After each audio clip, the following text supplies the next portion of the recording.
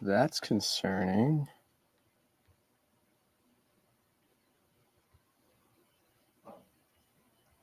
What is going on?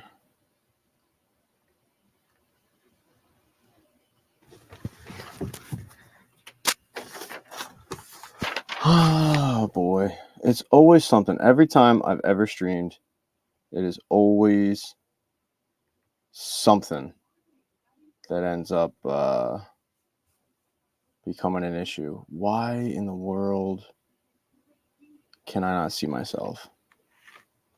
And it's just kind of frozen. Why is that the case?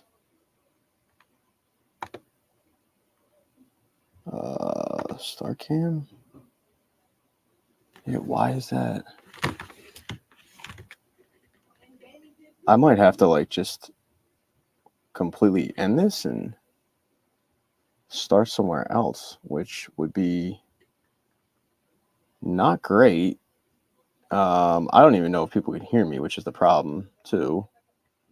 Let's go live control room maybe, because on my StreamYard I got nothing, so that's a big issue.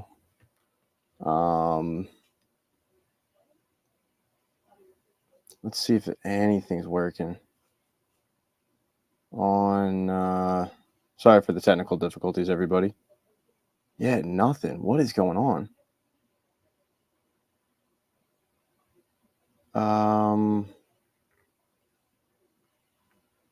This is a problem. I have no idea what is going on right now. I don't even know if people can hear me. I don't know why you can't see me. I am clueless to all of it. Let's see if I go to app settings, maybe.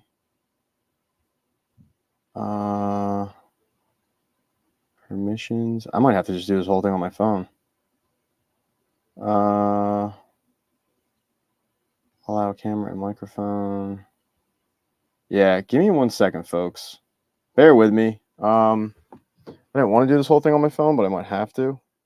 So, if you can hear me, let me know at least so I can explain what is going on, because I have some idea, but yeah, this is an issue. Let me go to StreamYard, download the app.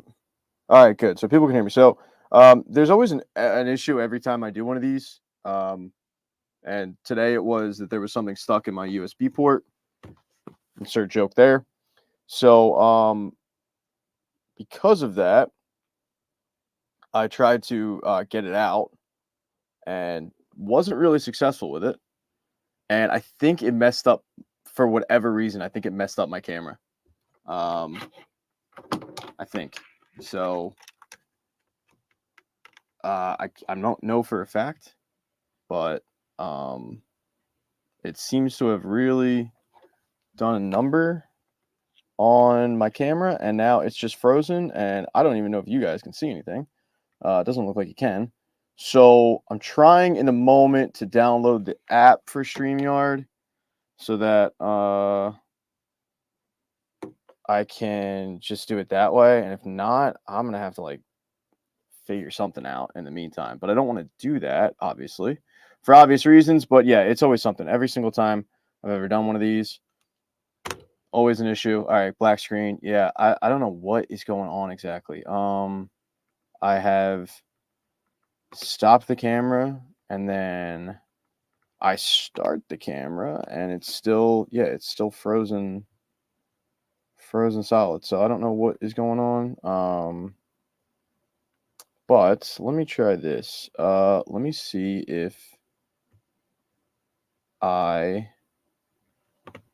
start the camera. Yeah, it's just frozen. All right, here's what I'm gonna do, folks. I'm gonna invite myself to this, and then I am going to sign in on my phone, and then I will be a quote unquote guest. And hopefully that works, and then we can kick this thing off, because already it's been an absolute shit show. So apologies to anyone out there. Honestly, you're probably better off not seeing my face, but still, you know, it's hard to have a live chat when people would like to use your microphone and camera. Yeah. It's hard to have a live chat when people can't see you. So, give me 1 second, and then you don't allow to update. Pat, enter studio. All right. All right. I think this will work. Yep, there I am. Okay.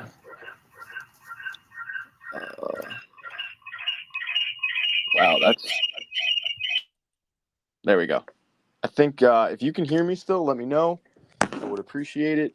And then let me plug in my microphone so it doesn't sound like dog shit.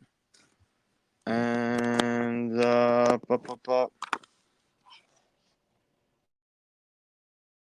okay.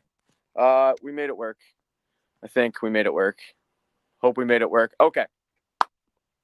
Dustin Miller, thank you, because you are a godsend. You were the only person probably who's watching this, but you're also the only person that let me know what was going on. Yeah, the usual Pat versus technology opening. My bad on that. I didn't expect the thing in my USB port to be stuck, and then I had to take scissors, which I have right here. That was fun. Tried to pry it out. Got it out, but I think it messed up the entire camera. So, it happens. All right. So, thank you for checking this out. I do appreciate it, and dealing with my bullshit technical difficulties. I am the voice behind 99% of the audio that you will find here on the channel. So sorry to disappoint you with my face, but it's just the reality of the situation. I've had to live with it my entire life, so you get my pain. But yeah, we're gonna do the top five. We're gonna do the top five best and the worst movies that I've seen in 2023. So if you're wondering what movies I actually have seen, it's in the description of this video. Check that out, and you'll be able to see what's going on in that aspect. But I got all 90. No, I'm not 91. I'm lying. I saw 91 movies. But I got all 91. The order that I saw them in is nothing more than just the order that I saw them in. It's not ranked. If it's got an asterisk, it just means I went to the movie theater to see it. Asterisk plus means that I saw it for free, so I didn't pay for it. So we will start out right now with the honorable mention list, and I'm going to do the best movies because I get way more passionate about the bad ones. So I'm going to do the best movies first, and then we will segue into the worst movies. And if you guys have questions or comments or whatever, let me know. Obviously, donations, tips, super comments, those are always appreciated because I have an unexpected baby, and they're expensive. Like, it turns out, like, kids aren't cheap. I was done after one, and then all of a sudden this kid came along. Kind of an accident. I slipped, she fell, and then 9 months later, kid came out. So look, I'm not gonna get on this poll and beg for a dollar bill, but I'm still gonna beg for a dollar bill. So for all three of you watching, I appreciate it. But if you don't have it, I get it. Top five best movies, and I probably will repeat these just for people that are late to the party. Honorable mention list first, and these are just the movies that when I go, and you know what, John Dickerson says, Poor Things is on the list. Unfortunately, I haven't seen Poor Things yet, and I really want to because I'm a huge Yorgos Lanthimos fan. Huge Yorgos fan. I just didn't get to the movie. The night of the screening was the same night as Ballad of Songbirds and Snakes, and I figured I'm probably like a lot of people. I want to go to a movie and have as little people in that theater as possible, and I figured that I had a better chance of doing that going to see a Yorgos Lanthimos movie than see Ballads of Songbirds and Snakes. So I had to make a tough decision there.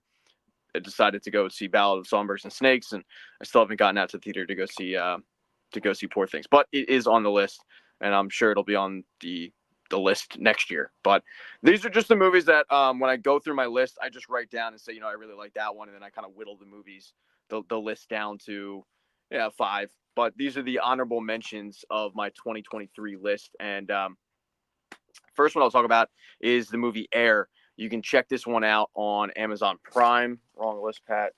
hit thumbs down for that, because actually hit thumbs down, because this entire stream so far has been an absolute disaster. But Air right now is on Amazon Prime, and this is the movie about the creation of the Jordan brand, but also how the Jordan brand really buoyed Nike into being the behemoth that they are today. Obviously, everybody knows what Nike is. Probably wearing it right now at some part of your body, and if not, you probably own a pair of Nike shoes, and if not, then you probably hate sweatshops, and I get that, but no, not a political thing. But it's just an interesting story, and what I loved about this movie so much was the fact that they didn't focus on Michael Jordan at all. Not at all. I mean, he was a focal point, but it wasn't like they ever showed you a bad actor playing Michael Jordan. They showed the back of his head, and I think at one point he says Bulls colors. Other than that, Michael Jordan is an ancillary character. It is all Viola Davis, and it is all Matt Damon, and that is it. That's the entire movie, and then throw in a little bit of Jason Bateman. But this movie's really, really well done. And if you're a fan of movies about business and companies and the rise of a certain brand or a company, Air is absolutely a movie for you. So check out Air if you haven't done so on Amazon Prime right now. I don't think it's going to get nominated, although the nominations might already be out. I'm not an award show guy, but I think it deserves a little bit of consideration. Who knows? The next one I want to talk about is a movie called You Hurt My Feelings. It's an A24 movie. Boy, do critics love A24 movies. But this one surprisingly really flew under the radar. It's got Julia Louis-Dreyfus and some guy that I forget, so hit thumbs down for that. But you can rent this one, and it is a movie all about a situation that every one of us have found ourselves in at one point or another. And that situation is, how do I tell somebody I love that their whatever isn't very good? Whether it be their cooking, their passion, the dress they're wearing, and like those white lies and how they affect people and getting caught in that stream. And it's just a really, really well done movie that will have you laughing, but also have you uncomfortable at times, just because we've all been in a situation where it's like, hey, do I look good in this dress? No, you look horrible in that dress, but what am I going to say? Yes, honesty is the best policy, but you also don't want to hurt people's feelings. And I forget the guy who played Julia Louis-Dreyfus' husband, but he plays a therapist, and he's a horrible therapist, and he knows he's a bad therapist, and that adds to this movie. So you can rent it right now, and it's worth the price. But check out You Hurt My Feelings if you're just kind of looking for one of those movies that flew under the radar. This one's really, really well done. Next one is a Netflix movie that you can find it on Netflix. It's not a Netflix movie, but it is Across the Spiderverse. I don't really think I need to say a lot about this movie. Animation is spot on.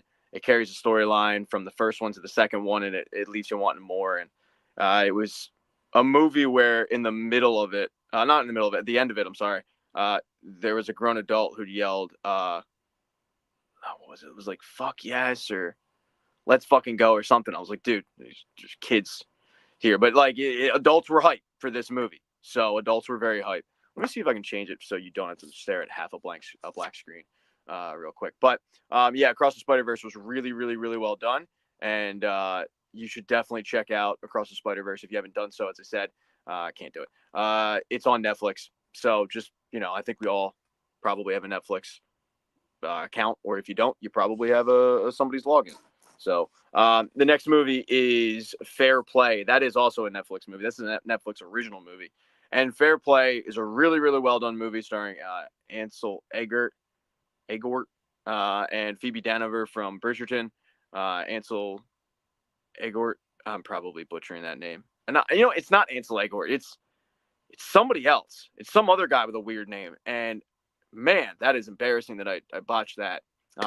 It's been a strenuous 15 minutes, folks. I'm going to be honest with you. I'm a little frazzled. Strenuous 15 minutes. But this is a really, really well done movie. Netflix original about a couple who works at the same hedge fund. And that hedge fund is hiring somebody to kind of get a big time promotion. And the guy thinks it's going to be him. He heard a rumor he thinks it's going to be him. Ends up being her. And now he has to work under her. And it's all about the strenuous nature of the industry, but also dealing with that. I'm supposed to be happy for this person, but that was kind of supposed to be my job, or at least I thought it was going to be my job. What the hell happened? And just kind of watching a relationship deteriorate while somebody's career ends up benefiting from it. So really, really well done. The ending kind of had me a little like, I don't really know if they knew how to end this movie, but it's really good. And I mean, Phoebe Danover's a dime piece. So yes, Alden Einrich. Thank you. I knew it was one of those names that's, like a German name, but botched it anyway. Hit thumbs down for that. Next movie on the honorable mention list is Dumb Money. This is a movie that you're gonna have to rent, but it is the true story about the GameStop shortage and how just a bunch of random people from Robinhood decided to stick it to hedge funds. This is really like a good versus evil movie. I mean, and it's something that I think the 99% of us can absolutely relate to and cheer for, and that is rich people losing their money. Yeah, okay, they worked hard for it. I get all that, right? But like, they're obnoxious with it. And when you have a situation of people betting on the downfall of a company, I get it. There's money to be made, but a lot of people don't. And John Dickerson says Dumb Money will be available on Netflix soon. Thank you, John. Yeah, that makes perfect sense because Netflix did a docu series all about the GameStop shortage, and then if you watch this movie, it's got enough comedic flair that will keep you entertained for sure and keep you chuckling at times. And Pete Davidson I think is mixed in really well in this movie. Not too much, but January 21st release, Dave Hendricks says so. Yeah, mark your calendars. But it's just a really interesting story about what the hell happened and something that you don't see in the financial industry. You don't see people rise up and rally around this idea of, oh, okay, you think this stock's going to go down and you bet everything on it. Okay, well, then we'll just raise it up and try to cost you everything. And of course, those people end up getting bailed out by somebody. But there's an interesting scene in this movie, not giving anything away, but people have to speak to Congress. And you have the hedge fund guy who's got a team full of lawyers in his office, and they're all staring at him. And he's supposed to be alone, but of course he's got his team full of lawyers. And then you've got the guy that kind of started this GameStop shortage buy up, and he's by himself. And that's, I think, a perfect example of the David versus Goliath nature of this movie. But absolutely worth your time. Dumb Money. The next one I'll talk about, and it's something that John Dickerson said he thought it was his best movie. And this was one that I put an asterisk next to, which kind of just meant that it was in heavy consideration for my top 5, was The Holdovers. It's on Peacock right now. So if you have Peacock, definitely check out The Holdovers. This was a movie that the more I thought about, the more I enjoyed. I went into it knowing absolutely nothing about this movie other than Paul Giamatti was in it. And the poster made it look like it was made from the 1970s. And just as a film nerd, I mean, it was cool because whoever the director of photography was definitely had a look of a 1970s movie. But weirdly, I compared this movie a little bit to The Breakfast Club because you've got 3 characters, and in The Breakfast Club, you've got 5 or 6. But you've got 3 characters from completely opposite backgrounds that normally, under normal circumstances, would not talk to each other, would not hang out with each other, would not spend time with one another. But they're forced to interact with one another. And they end up kind of bonding a little bit, but, butting heads. And Paul Giamatti's so good in this movie, and he's hilarious. And that was something that I did not really expect at all, was the fact that Paul Giamatti was going to have me cracking up in this. But he's just, he plays a character that I think we've all interacted with, a guy that probably takes himself a little too seriously, and the things that he finds funny aren't that funny, which in the movie makes it funny. But yeah, The Holdovers is well worth your time, and it's on Peacock. So check that out. And as I said, it's a movie that I think the more that I was removed from it, the more I liked it. The next movie is a movie that I'm pretty sure I'm the only one to see. It's a very, very small, low budget movie called Cher. This movie stars Melvin Gregg, Bradley Whitford, and Melvin Gregg was a kid that you saw in American Vandal season 2. He was also in The Way Back, which is another movie that not enough people saw because it hit right as COVID was happening. But he's an up and comer, and this whole movie was an interesting premise. The movie is Melvin Gregg, who was on the screen for the entire hour and 30 minutes, wakes up in a just concrete room. The only thing that's in this room is a computer, and he starts typing on it because it says "share?" ? And he doesn't know what's going on. And all of a sudden, he kind of just like does stupid stuff, and he gets rewarded in points. he turns those points into food, and he realizes the more I do crazy stuff, the more I'm getting rewarded. I don't know who I'm getting rewarded from, but I'm getting rewarded from something. And then later on, he realizes I'm not the only one in this predicament. There are others, and I can connect to them. And it goes from how do I get out of this to do I even want to be out of this? And I was lucky enough because I saw a screening of it, but the director was there, and I asked him, "Hey, is this related in any way?" You know, because he wrote it to a story from Japan about this guy that was basically Truman Showed. It was a game show, and it was a very similar situation where he was put in a room, he was stripped down, and he had to do stupid things to like get the basic necessities of life. And it really, really messed with this guy. But this movie you can rent, I'm sure on just Amazon, just rent it. But it's an hour and 20, hour 30, and it flies by, and it's a really interesting premise. And I really, really liked it. Low budget movie, it deserves your money. Check out Share with a question mark. I don't think you'll be disappointed. The next one I'll talk about is Napoleon, Apple TV Plus movie. It's coming up. It's not available now, but it will be. This movie was very polarizing for a lot of people because they either didn't really like it, or they're like me and they really, really liked it. Napoleon for me was interesting because it wasn't a normal serious biopic. Like, they made this dude very fragile. It had a lot of funny moments in it. What it didn't have was those epic battle scenes that you kind of expected to see based on the 9-minute teaser trailer. You thought this thing was just going to be, the beach at Normandy scene from Saving Private Ryan, but for 2.5, 3 hours. It wasn't that. But I really did enjoy it. And I think they did a really good job of telling the tale of a very fragile human being who was at times a good leader, but also his hubris kind of got in the way. So Napoleon, when it hits Apple TV, check that out. Next one I'll talk about, and I got only have 3 more. Sisu on Stars. What an awesome action flick this was. This is John Wick, and clearly John Wick opened up a lot of doors for movies like this. But this is John Wick, but based in a totally different scenario that we've really seen. It's set in World War II, and it's set in a country that you never associate with World War II. It's the Netherlands. And it's a guy from the Netherlands who is just retired, living off the land, and then Nazis show up. So you've got a whole movie where this dude is just killing Nazis, doing it in a badass style. It does jump the shark in the third act. Like, it gets completely ridiculous. And there are times in this movie where you're like, what the hell is going on? Like, it's just absurd. But it's if you like John Wick, you're going to love Sisu, and it's on Stars right now. Kids movie coming up next, Leo. Leo was an Adam Sandler animated movie on Netflix, and I was cracking up during it. Like, I put it on just for my kid, and I was cracking up during this movie. It's a movie that if you do have kids, I think you'll really enjoy it because you're always kind of looking for something that entertains them, but also entertains you. And Leo has enough adult jokes in there that will entertain you for sure. And another kids movie, Teenage Mutant Ninja Turtles, same thing. I wasn't really looking forward to this movie. I went with my 5-year-old, 4 at the time, and kind of just wanted to entertain him for 2 hours, and I ended up loving it. Cracked up. I liked the Teenage Mutant Ninja Turtles when I was younger, but can't really tell you much about them other than like Shredder and the names of them, and they like pizza. But it was really, really well done animated movie, really, really well done kids movie, and that's on Paramount Plus right now. And the last movie I'll talk about was a polarizing movie for sure. Leave the World Behind.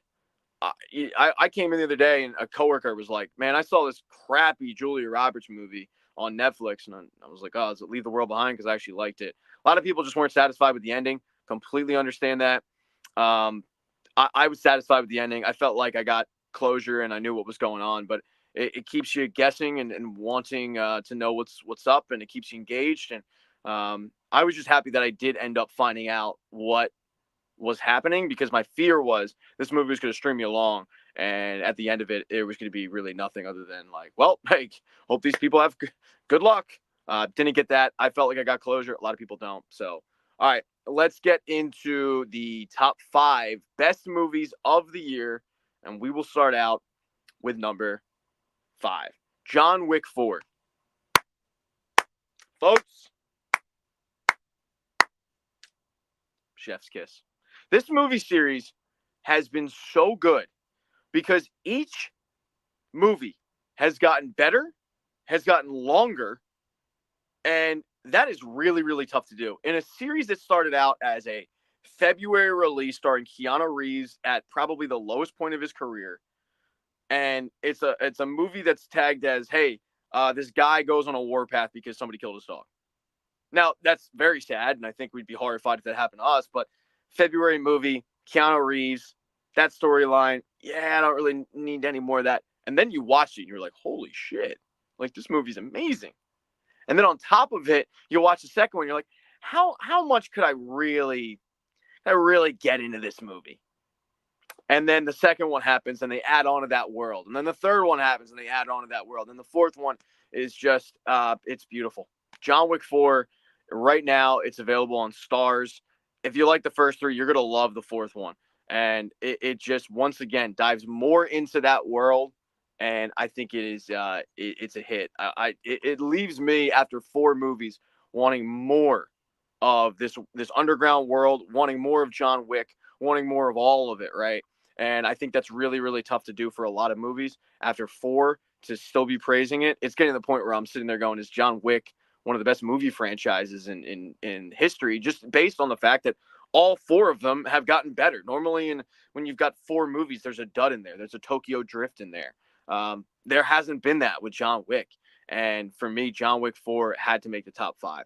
The next movie I'll talk about, very controversial movie, very polarizing. I was on a podcast called Scene Invaders yesterday talking about this one. Saltburn. Whoo, boy. Saltburn was something.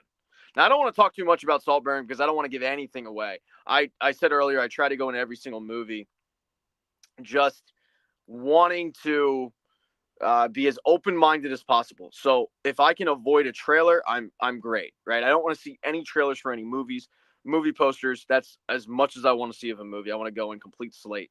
I was forced to watch the trailer during Dumb Money, and I was like, well, I'm relieved because I don't know anything about this movie after watching that 2-minute trailer. So I went to the Philadelphia premiere. Quick story of this. It closed out the Philadelphia Film Festival. The movie premiere happened about a month before the movie came out.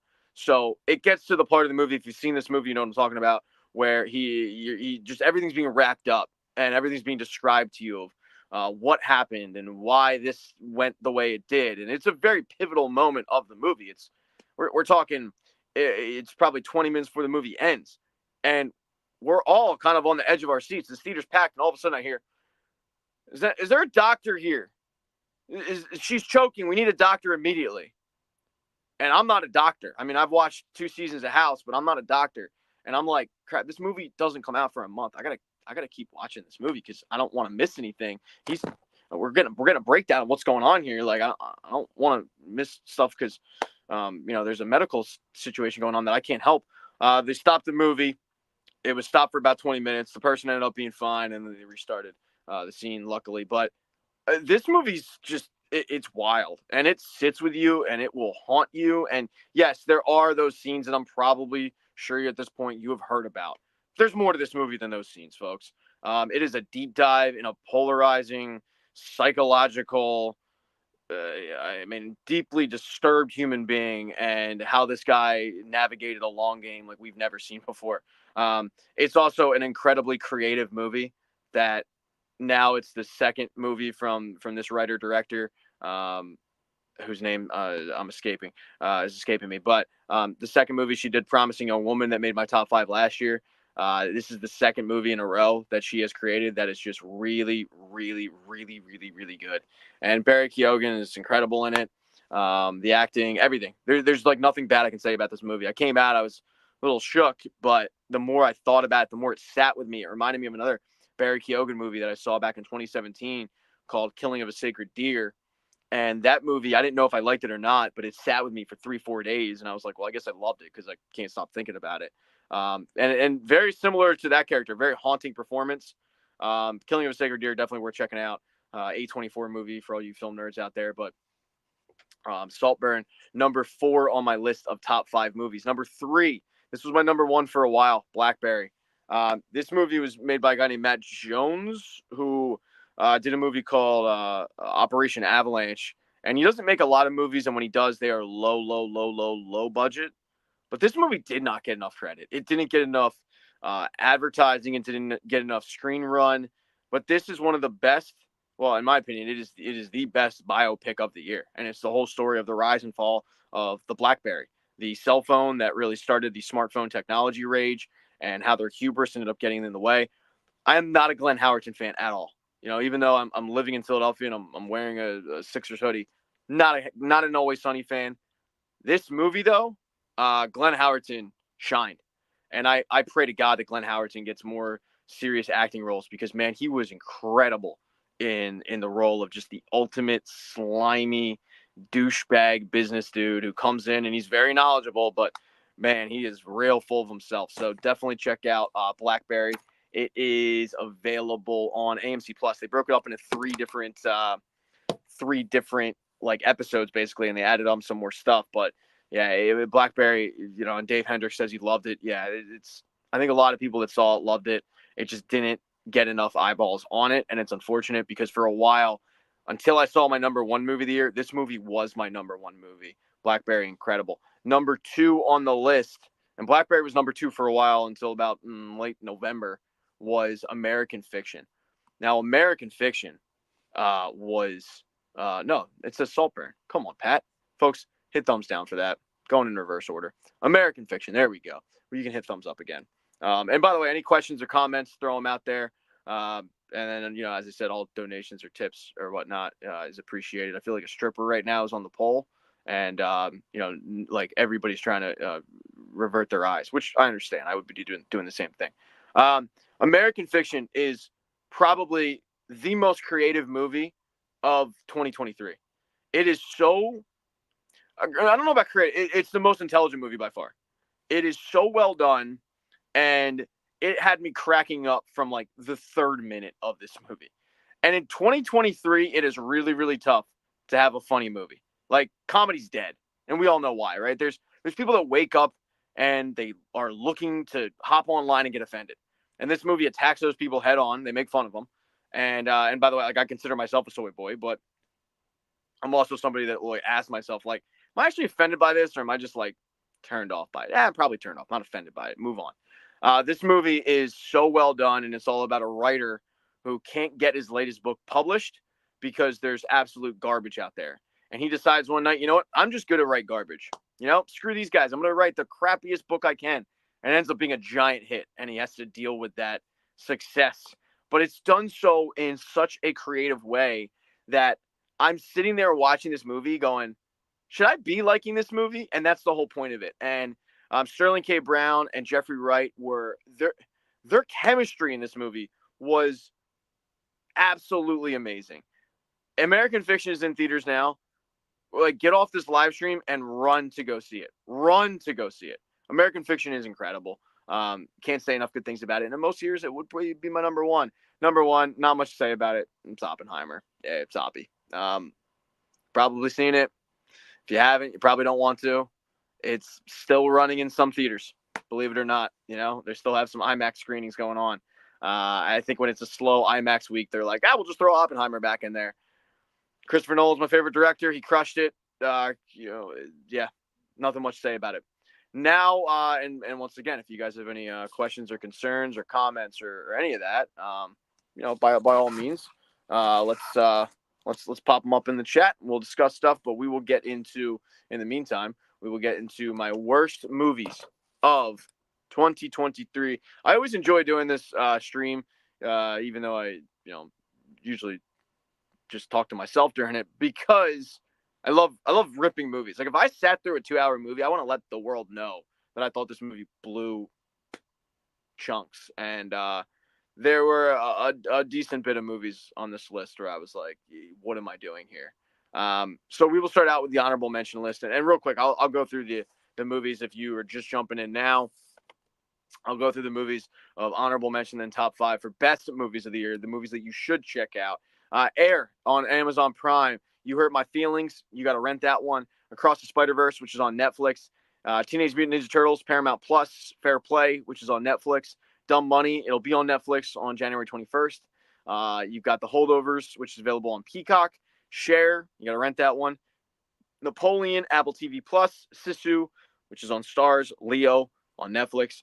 Leave the World Behind, Netflix. Those are the best ones. And then top 5 were John Wick 4, which is available on Stars. Saltburn, which is available on Amazon. Then you've got Blackberry, which is AMC Plus. Number 2 was American Fiction, which is in theaters now, and then number 1 was Oppenheimer, which is kind of still in theaters and will be available on streaming services. You figure soon. All right, the worst movies of 2023 out of the 91 that I saw. These ones had me wishing to God that I just went and played in traffic. All right, we'll start out with honorable mentions. 80 for Brady. I saw this movie, and I did not expect it to be good. And folks, it is not good. All right, Jane Fonda, Rita Moreno, Sally Fields, one other old woman who probably was hot back in the day, but it just is a grandma now. Their mission is to go see Tom Brady in the Super Bowl. Now, as an Eagles fan, they covered the wrong Super Bowl. They covered the Super Bowl where Brady came back against the Falcons. I liked the Super Bowl after that where, Brady ended up fumbling in the key moment of the game and he got sacked and fumbled and the Eagles won 41-33. I like that movie better, but whatever. Yeah, look, I'm a football fan. I'm a sports fan. I'm a huge sports fan.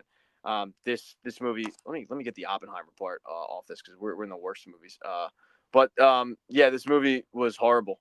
And it wasn't made for me. And I completely recognize that. Wasn't made for me. This is made for, at the time when it came out in theaters, it was made for husbands and wives to go see a movie that it was like, well, honey, it's about football. And it just wasn't. It was bad. So 80 for Brady, yes, hard pass on that. The next movie is Murder Mystery 2, Adam Sandler movie, sequel to a Netflix original. I like the first one. Second one just wasn't funny. It was horrible. Skip it. Just act like the second one never came out if you do like the first one and you went, oh, they made a sequel. No, just hard pass. The next one is Kandahar. I'm not going to tell you where any of these are available, by the way, because it's the whole point is you don't watch this. Kandahar is a Gerard Butler movie, and it's a lazy Gerard Butler movie. It wasn't creative. It was boring. I didn't care about the characters. The action was mid. I don't know why Gerard Butler's doing this to himself. He's kind of becoming what Keanu Reeves, I guess, was before John Wick saved him. But yeah, Kandahar. Guy was on the top of the world like 15 years ago in Kandahar. Now he's in Kandahar. Not good. Cocaine Bear.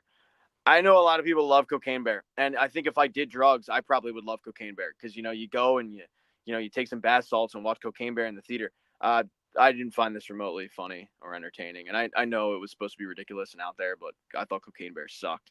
So, Peter Pan and Wendy. I don't know what I was expecting with this one, but what I remember was constantly checking how much longer was in this movie, and it's really, really bad. I guess I kind of wanted a little bit of a backstory and the characters or something. No, it sucked. Really, really bad movie. And there's been movies like this before. There was the Winnie the Pooh movie that really went into the creation of Winnie the Pooh, and it just sucked. The Last Voyage of the Demeter, the vampire movie that had a chance to be good and was brutal and sucked. It got to the point where I'm sitting in the theater going like, could a vampire take me at this point? That's how bad this movie is. It got repetitive and old very, very, very, very, very fast. And you know a movie's bad when it's only an hour and a half and you're bored out of your mind. And it just got repetitive and old. And it was lazy.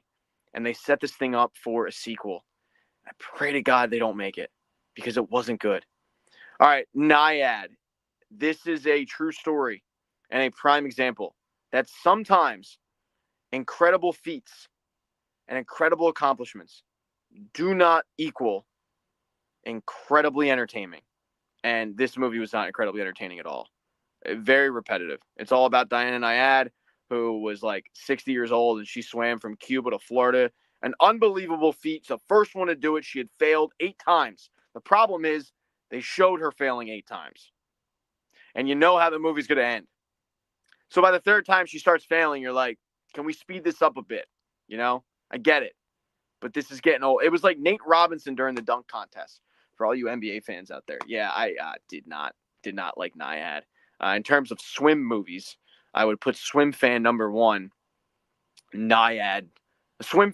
Pride, Naiad. There was some other swim movie. Oh, there was actually a decent Netflix movie about these two girls that came over from like a war-torn country. I think it was Syria, and they ended up being Olympic swimmers. So that would probably be number one, and then Pride, and then Swim Fan, and then low down the list is Naiad. And if you're behind Swim Fan, not good. Okay, not good. This was the next one is a movie that I saw at the Philadelphia Film Festival. It is a foreign movie, and it is getting a lot of praise, and I can't figure out why. Teacher's Lounge. I was bored out of my friggin' mind during this movie. I didn't really feel like there was a point to it. I don't know why it's getting the acclaim that it is. I don't know if it's like critics feel the need to just praise a foreign film that wins an award, but like, thought it sucked. Entertainment level way down. It's all about like this teacher who kind of gets. She's not even too close. She's just a little too involved, sticking her head where it kind of doesn't belong, and then all of a sudden, like, her career crumbles. I just saw. I know. And when you see this thing winning awards and stuff, just pass. Operation Fortune was a movie that I kind of put on, and this wasn't from 2023. And I forgot to describe to you that my list of 91 movies, there are going to be movies on this list that didn't come out in 2023. They're new to me. Like, I've never watched them before. If I've never watched a movie in that year, if I've never watched a movie before and I watch it in that year, I write it on the list. Years ago, I got sick of people being like, well, you don't like the Oscars. What's your favorite movie of the year? And I never could figure it out. And then it's like, well, did the movie actually come out this year? Well, it hit theaters this year, but it actually came out at a film festival the year before. I scrapped all that. If I never saw it before and I see it for the first time, it goes on the list. I think Operation Fortune came out in 2022, and it's got Jason Statham, and it's got Hugh Grant, and it's got Aubrey Plaza, and it's got Josh Hartnett. Like, it's got a lot of names. What it doesn't have is a remotely creative plot. It's just like a lazy movie that we've seen about 50 billion times already, of like an agency, and there's they're selling this like high-tech weapon. It's like a poor man's Mission Impossible, but like not good. The next movie I'll talk about, which people might be surprised didn't make my top 5, because I think the year that I saw the first one, it made my like number 1 worst movie of the year. Aquaman 2. The reason I didn't put this in the top 5, I liked Aquaman 2 better than Aquaman 1, but that doesn't mean Aquaman 2 was remotely good. It sucked. It was so bad, might have been actually good because you went into it knowing what it was going to be, so it made it so much funnier. Like, there were so many times during this movie where the audience that I watched it with was cracking up at scenes that were not meant to be funny. You know, there's one scene where Aquaman's, I think it's not his dad, but one of the higher ups just yells at his brother, "What are you doing here?" And it's like, it was so absurd. The acting's terrible. The jokes are bad.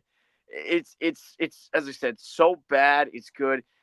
Smoke up and then go see this movie and get some laughs out of it, because it is absolute trash, and we see why it took like 4 years of rewrites and reshoots, and so Aquaman 2. Next couple that I'll talk about in the honorable mention list, and this one was a heavy honorable mention, actually almost made my list, was Fall. Fall was an indie Blumhouse movie that I actually heard good things about, and boy, was it bad. I mean, you talk about two girls climbing up a radio tower and they get stuck there. What could go wrong? A lot. I wanted halfway through, I wish that I was falling off this radio tower. It put me out of my misery, but I'm somebody that when I started watching a movie, I finish it. And same as one of the movies I talked about earlier, was it Last Voyage of Demeter, an hour and a half, and it's like dragging like crazy.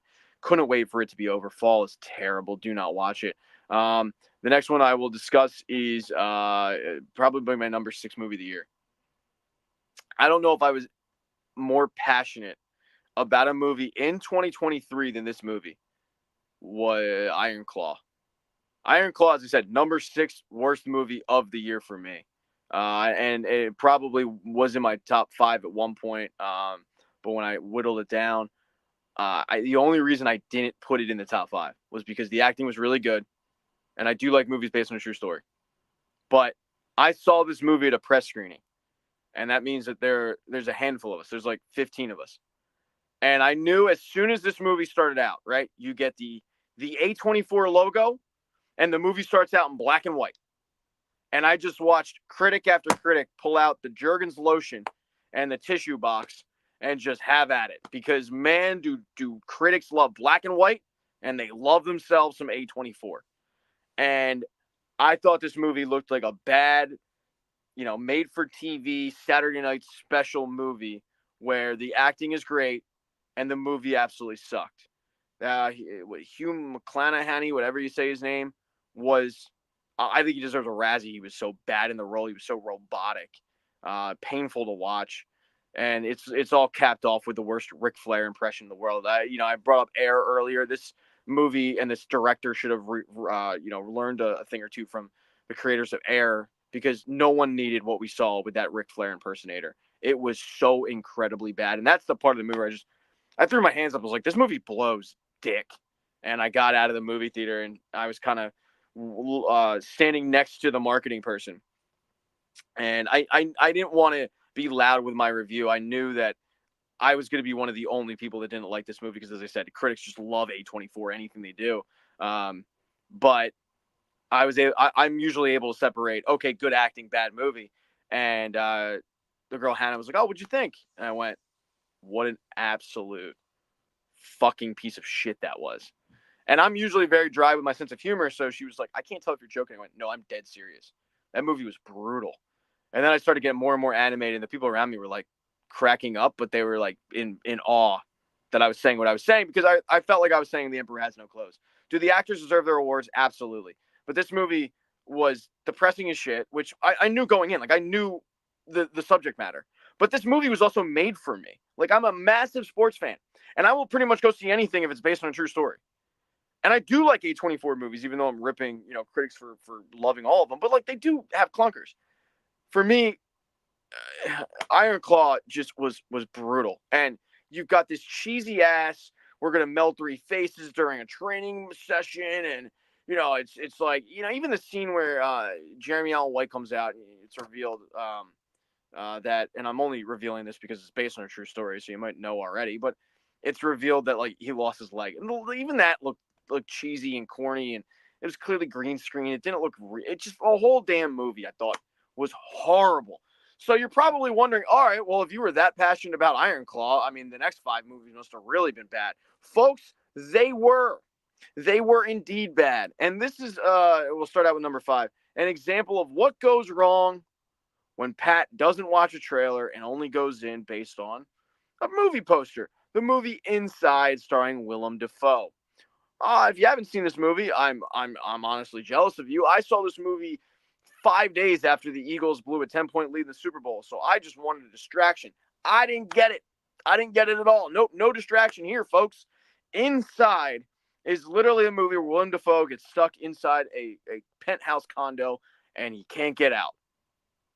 That's it. I can't even say it's well acted, because he really didn't do much other than just sweat and get hungry. Who made this movie? Who in the right mind wrote this script, and then a movie company said, brilliant, here you go, here's 20 mil. Like, do whatever you want. Horrible. I mean, absolutely horrible movie. Never should have been made. Never. And that alone is a reason to leave a super comment and a donation, because I'm saving you money by not watching Inside. Huh. Horrible. Ain't too proud to beg. All right, the next movie, and this is a movie that's number 4 on my list, and it's racking up awards left and right. And I've had people, I saw one award that it got from like a critics association, and it was for most creative screenplay. December. Most creative screenplay. Did these critics see any other movie in 2023? The most creative screenplay was a movie that looked like a bad Lifetime original movie from 1997, and it was paced as such, and the music was as such, and some of the camera angles were as such. I mean, this is a bad Lifetime movie. But also, too, the most creative movie, it's ripped from the Mary Kay Letourneau story from the mid-90s. The teacher who ended up having sex with a 14-year-old student and then ended up getting married. This isn't remotely original. Not even close. All right, what's original about it? Natalie Portman plays an actress who gets close to the couple because she's playing her in a movie. It's not, no. This movie was horrible. Horrible. Was the acting good? Yes. But this is another example that critics cannot disassociate a well-acted movie from a piece of shit script. They can't do it. They just go, oh, it's well-acted. It's got to be great. No, sometimes it's not. I remember seeing Roman J. Israel with Denzel, my favorite actor. Denzel's great. The movie sucked. Sometimes it's possible. It is possible. And May December was brutal. The acting, superb. The movie, painful. And it was poorly made. That's what drove me nuts. It's a poorly made movie. When you make a movie that's looking like a bad Lifetime original movie, you end up on the list of worst. Didn't want to put you there, Natalie Portman. You made it anyway. All right, number 3, and this is a movie that is a prime example of it didn't come out in 2023. I saw it in 2023. Buddy Games. So I'm a big fan of Entourage, the show, and I started listening to the Entourage podcast where Kevin Connolly and Doug Allen, who created the show, and Kevin Dillon, who was also in the show, they just talk about episodes. And Kevin Dillon, I started from episode 1 of the podcast, and he starts talking about Buddy Games. And he's doing this movie called Buddy Games. And then they start doing Buddy Games 2. And it was a big hit. It was number 1. I'm like, shit, I have it. I had a digital download of it. I'll check it out. Why are they making a sequel to this? It wasn't at all funny. At all.